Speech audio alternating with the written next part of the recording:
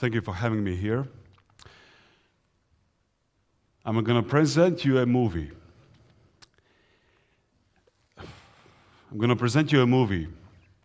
It's called Mission Impossible. I hope you haven't seen it yet. My presentation will consist of two parts.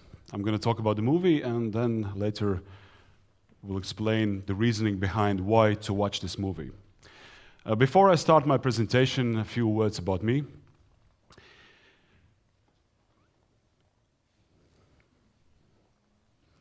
Yes. You can't probably see that well, so I'm going to skip this one. So about the movie. It was filmed for 2.5 years, and it was aired in 2019. It was received really well by public. A lot of people saw that movie, spent a whole lot of money. It's already 6th in a row in the Mission Impossible series. It was written, produced, and directed by Christopher McQuarrie, and the plot goes like that. There's Ethan Hunt, the main character, played by Tom Cruise. Some of you know him. He and his team is dealing with some evil forces after some mission gone wrong. So I turn now to my second part of the presentation, which is why you should watch this movie. So many experts and different bloggers say it has a very catching scenario. So in other words, it should be interesting for you to watch it. Some say that it has some nice intrigue. In the middle of the movie, you almost believe that the main character would not survive its fight, but he of course does, and he wins all the evil forces, so it's a happy end. It's still Tom Cruise playing the main character. He looks really good, and some say that he does his stunts most of the time by his own. And there's some experts out there saying that this movie could serve as an inspiration, but it's not clear evidence. Inspiration to what?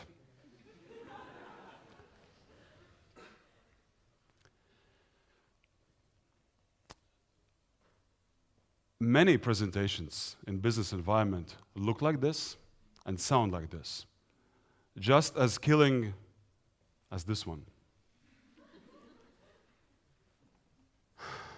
Jesus.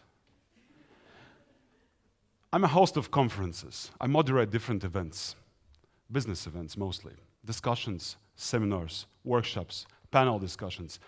I get to meet many people, and I see them on stages. I see them presenting things, products, companies, ideas. And many of those presentations, I've seen, hundreds and hundreds and hundreds of presentations. Hundreds and hundreds of presentations, and many just as killing as this one. It's just the way it is in business gatherings. It's just the way they do things. And I believe this is also the way you do things, at least some part of you. So the big question is, why does it happen this way in business communities? I was in desperate search for an answer in the beginning of my career as public speaking trainer. I was attending different courses, seminars. I was reading books about communication, human psychology. I was desperate to find an answer. And I think I found it, at least a version of an answer to this question. And what struck me, the answer was way more simple than I thought it would be. You see, when confronted by a crowd, a group of people, a presenter worries about the impression. It really is, she's really busy about what others would think about him or her. It seems natural to us as well, right? Actually, it's somehow we are hardwired this way. And it seems it's been like that for ages. And it's that legacy. It's that unpleasant legacy in our context that makes us think and feel this way. It's back from old, ancient, primitive societies, tribal times, hunters and gatherers, sticking together because that's a higher chance to survive. Back then, it was very important not to make a mistake, to behave, to fit in, to be accepted by the group, because that means higher chances of survival.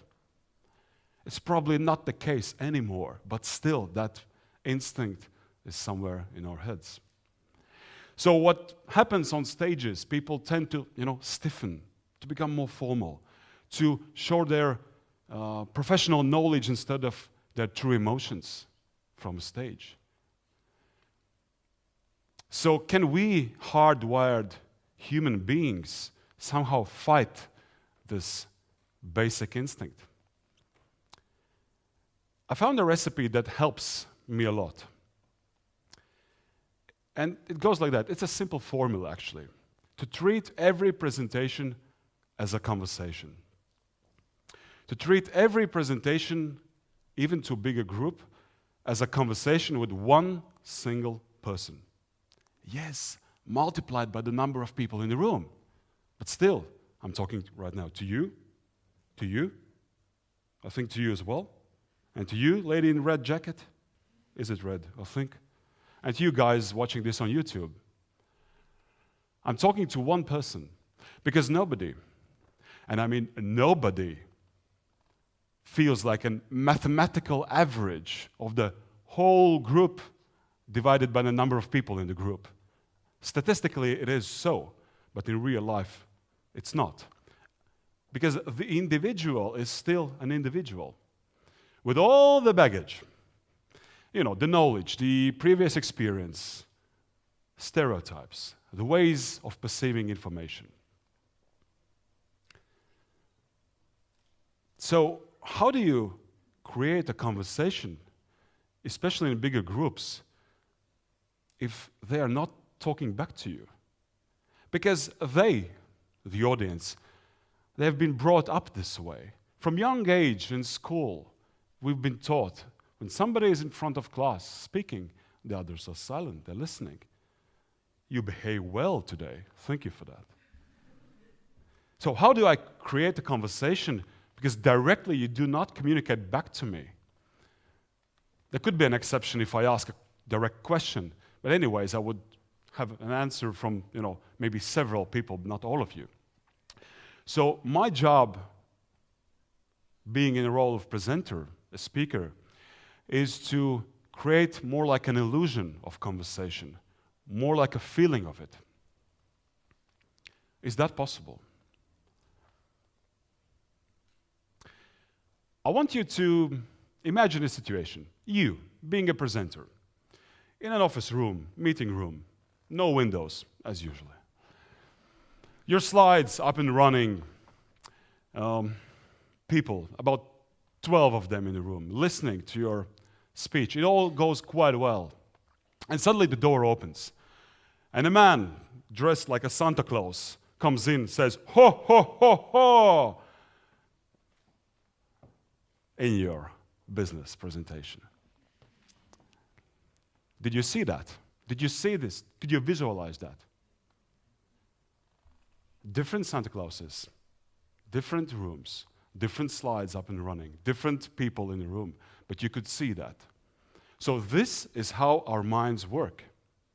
And I can plan that in advance. You can plan that in advance.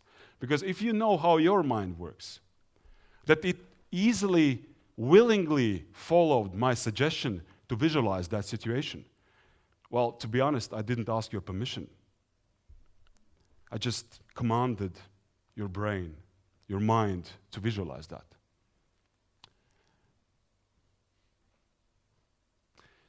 So if we can predict these behaviors, these reactions to certain inputs, to certain information pieces, we can create illusional, fictional conversations. But actually, it is allowed. It's not only allowed, it's actually very welcomed by everybody, especially the audience, because it makes way more easy for them to perceive the information, to get the idea. And of course, it's beneficial for the speaker as well. So I want to show you this one last thing. We all know what a butter is. We all know how it feels. We all know the characteristics it has. So if you place a brick of butter on a hot pan, you know it well, it melts quite rapidly. So basically you turn it from a solid state to a liquid state. If you then take this liquid and pour it in a container, in our example, an empty bottle, you seal that bottle and put it in the fridge. After some while, if you take it out and somehow remove the container, you have the same butter back in its solid state, but now, as you see, it has a different shape. So what I'm saying is, you are in charge. You are in charge how you shape your information. And everybody will win if you think about your audience and the way they would perceive the information. So, can we all agree on this to make our work environments, our communities, a better place, one conversation at a time? Thank you. Thank you.